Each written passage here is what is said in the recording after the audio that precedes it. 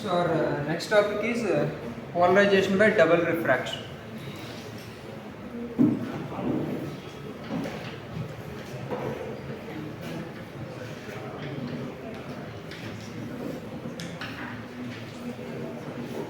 So we have seen about polarization by reflection and polarization by transmission, and the guiding principles are Brewster's law and Malus law. They are completed already. So now the other method for generation of polarized light is polarization by double refraction. So there are certain crystals who exhibit double refraction. Means the light rays with oscillations in the plane and the light rays with oscillations perpendicular to the plane will get separated when light passes through those crystals.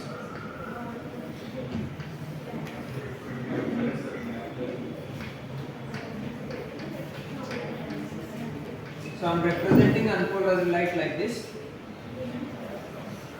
a dot and a bar. So when unpolarized light passes through these crystals, the light will get double refraction. Means the oscillations on the plane and oscillations perpendicular to the plane will get separated, and they will have different refractive indices. The refractive index differs. So these crystals are classified into two types. One is negative crystal. Those optical crystals that exhibit double refraction are classified into two types. One is negative crystals, another is positive crystals. So our standard comparison is with ordinary ray. We call this as O ray and this as E ray. Ordinary ray and extraordinary ray. So if the oscillations are perpendicular to the plane, they are called ordinary rays, and if the oscillations are on the plane, they are extraordinary rays. Right? So our reference is this ordinary ray. If ordinary ray velocity less than extraordinary ray velocity, they are called negative crystals. So if ordinary ray travels slower, they are called negative crystals. Whereas for positive crystals, ordinary ray travels faster.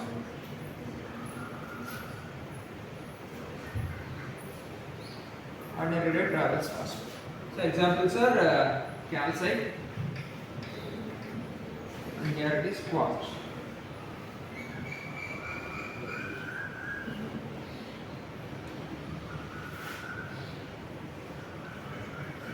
And once the velocity is lower, what happens to refractive index? What is the relation between velocity and refractive index?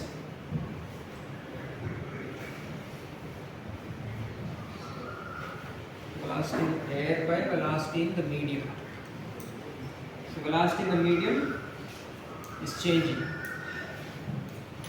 That comes in the denominator. So refractive index for ordinary ray will be high compared to refractive index for extraordinary ray. And here also mu is C by V, right? So velocity comes in the denominator. So once velocities have a certain relation, refractive indices will have opposite relation, inverse relation. Okay. So here also mu O is less than mu. So this index of refraction means what? So how to represent those? So here ordinary ray refracts more or bends more. So just like that, we have two components.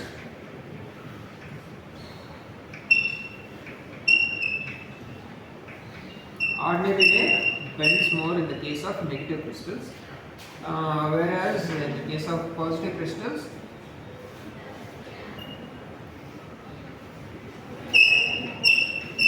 ordinary ray bends less.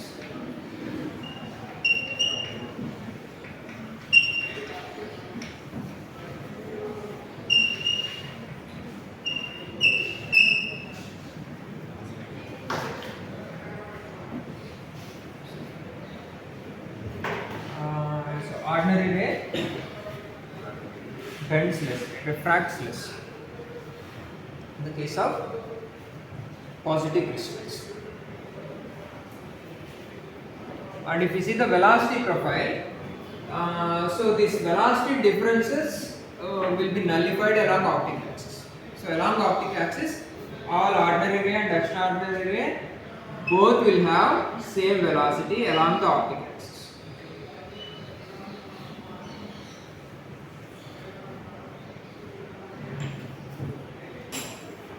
So ordinary ray and in other directions extraordinary ray travels faster. So this is how the velocity profile looks like.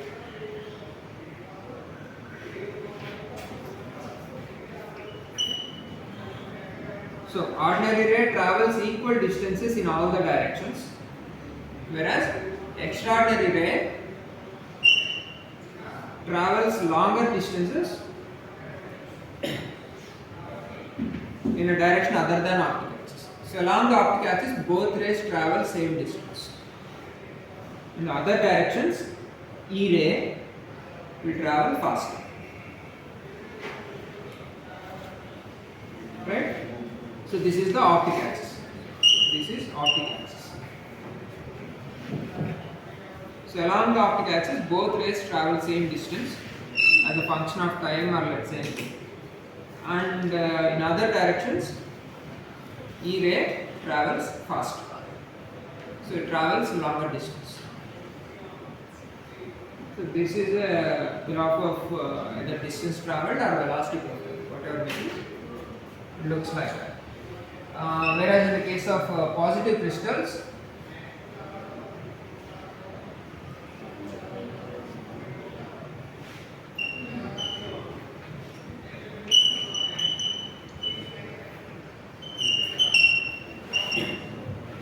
E ray travels lesser distance in other directions, and along optic axis both rays travel same distance.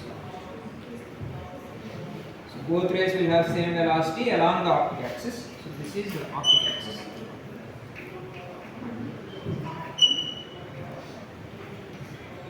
So along the optic axis both rays travel same distance or will have same velocity. In other directions, ordinary ray travels faster. So they are called positive crystals.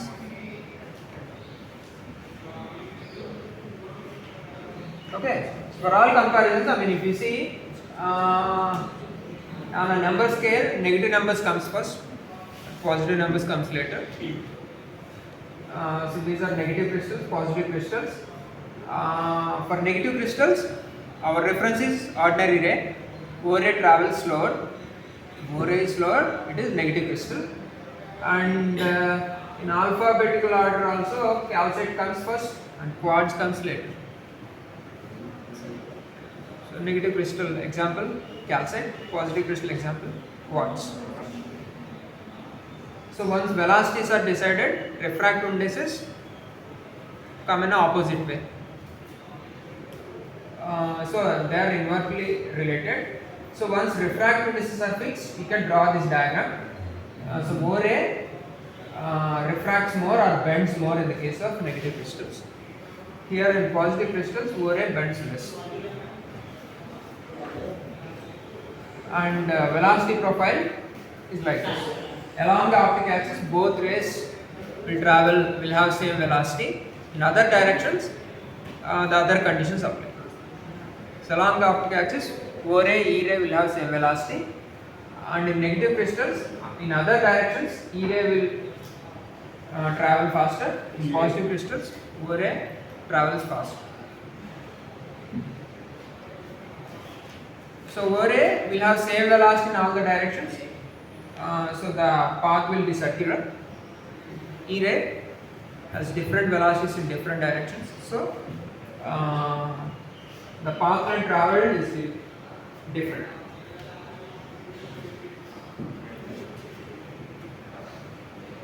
So the shape becomes oval in the case of E ray, whereas for O ray it is circle.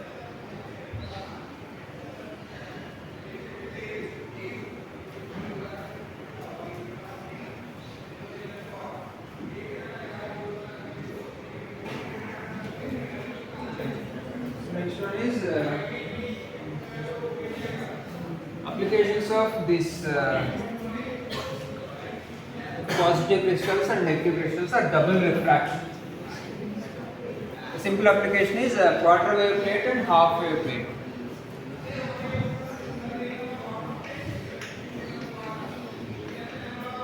Quarter wave plate.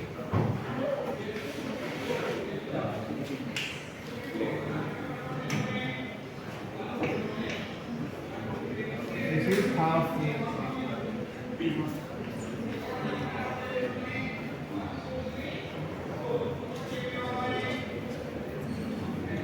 So here two rays are traveling in with different velocities.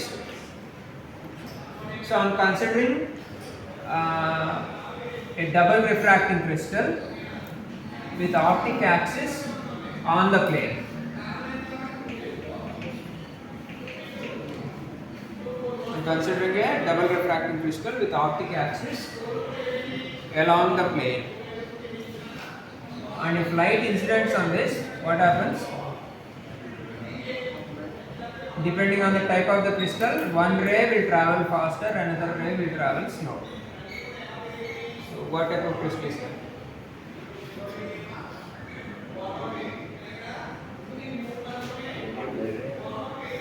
E ray is traveling faster.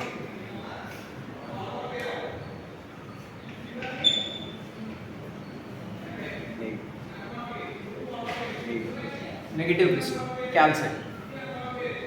Okay. So now, before entering into the crystal, both rays will travel with same velocity, and after coming out of the crystal, both rays will travel with same velocity. Right? So, within the crystal, the rays will get separated and the velocities will change. Right? So after coming out, they will merge again. Well, with a shift. Right? So while entering, both will enter with at the same time, and while coming out, there will be a shift. There will be a small shift, and after that they will merge together again. So now what happens? If the path difference is lambda by 4 here, and if I set the thickness of the crystal such that the path difference is lambda by 2 here, so one is called quarter wave plate and another is half wave plate.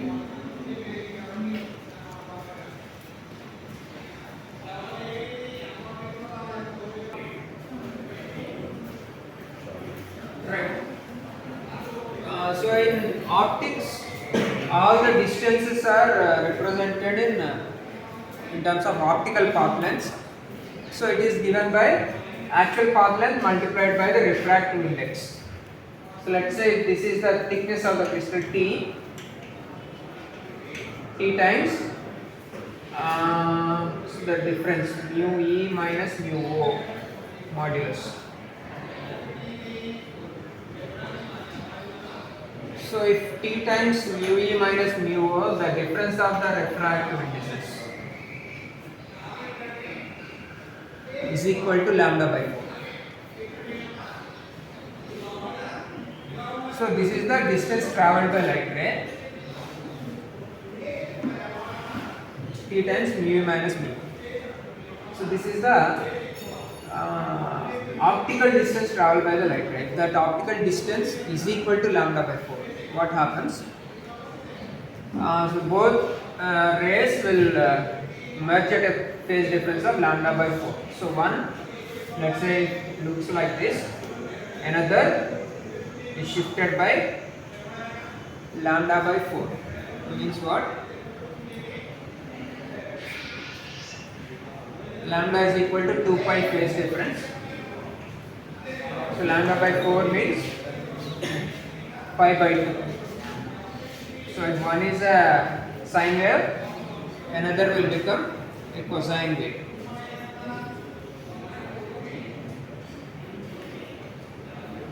Okay. So what about here? Here it is lambda by 2 path difference, which is equal to pi phase difference, 180 degrees difference. So if one is a sine wave, another is a negative sine wave, 180 degree shift. Here it is 90 degree shift. Here 180 degrees phase shift. So what happens if these two merge together? So one has oscillations on the plane, another has oscillations perpendicular to the plane. So now what happens if these two light rays superimpose, interfere? So one is starting at 1 and another is starting at 0. So let's say this is along x-axis and this is along y-axis. So on a y-axis you are starting at 1 and on x-axis you are at 0.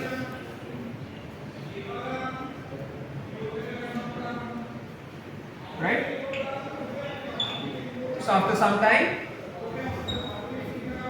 on x-axis you will be reaching +1 and on y-axis you will be reaching 0. So on x-axis you will be reaching +1, on y-axis it becomes 0.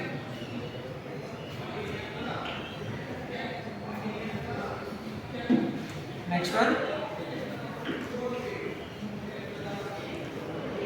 on x-axis the reading is 0 and on y-axis -1.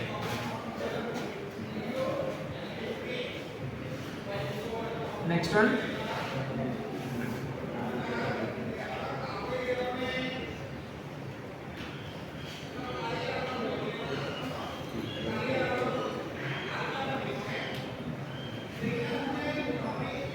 x-axis -1, y-axis 0. Next one,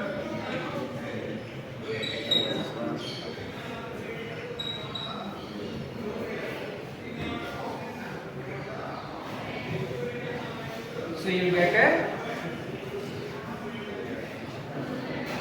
right circularly polarized light. So once the light ray passes through a quarter wave plate, you get right circularly polarized light. So in the similar fashion, draw this. Right. What is the final outcome?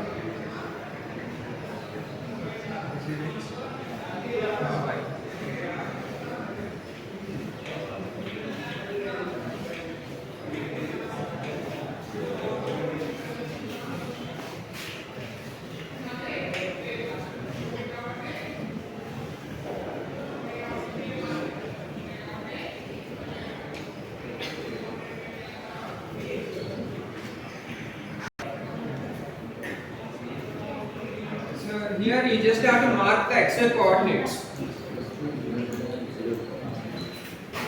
Right? The first point is 0, 0. This is the first point. Second point, on x-axis +1, y-axis -1. So x-axis +1, y-axis -1. This is the point.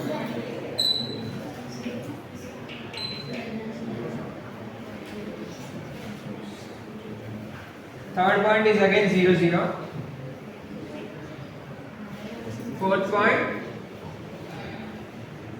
x-axis -1, y-axis +1.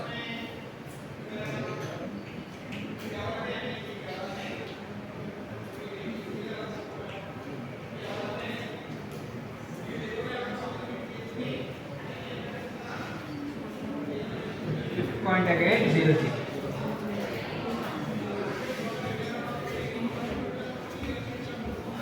So you'll get a plane polarized light when light passes through a half wave plane.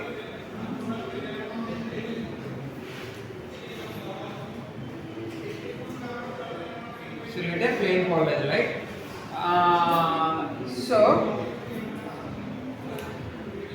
Right. So what is the situation? When unpolarized light passes through a quarter wave plate, you will get circularly polarized light. And when it passes through a half wave plate, you get plane polarized light. So now, what happens here? So let's say unpolarized light, I get circularly polarized light.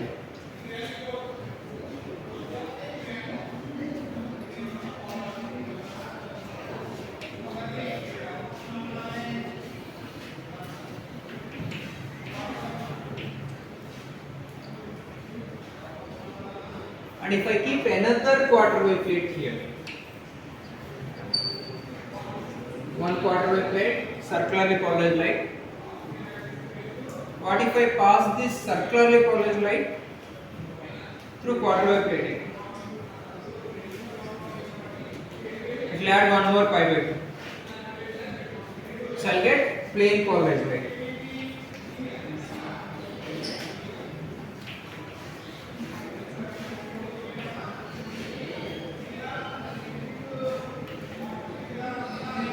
I get plane polarized light.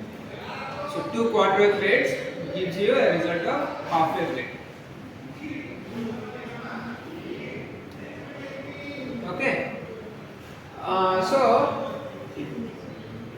And if the light passes through half wave plate, unpolarized light,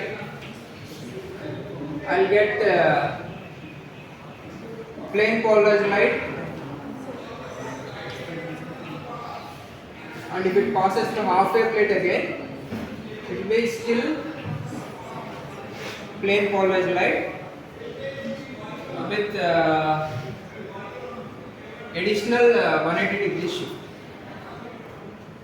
So if it is bending like this, the new one will be along this direction, opposite direction.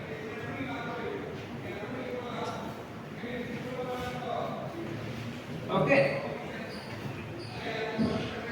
So using these two crystals, you can identify the nature of the given light source, whether it is polarized, unpolarized, or plane polarized, or circularly polarized. Whatever type of polarization can be identified using these crystals. So that we'll see. So simple arrangement. Okay, that we'll see in the next session. So basically, a quarter wave plate introduces a phase shift of pi by 2 between O ray and E ray. So, if unpolarized light passes through it, you get circularly polarized light. Whereas in the case of half wave plate, you get plane polarized light. Right? So when light passes through 2 quarter wave plates, the outcome is a plane polarized light.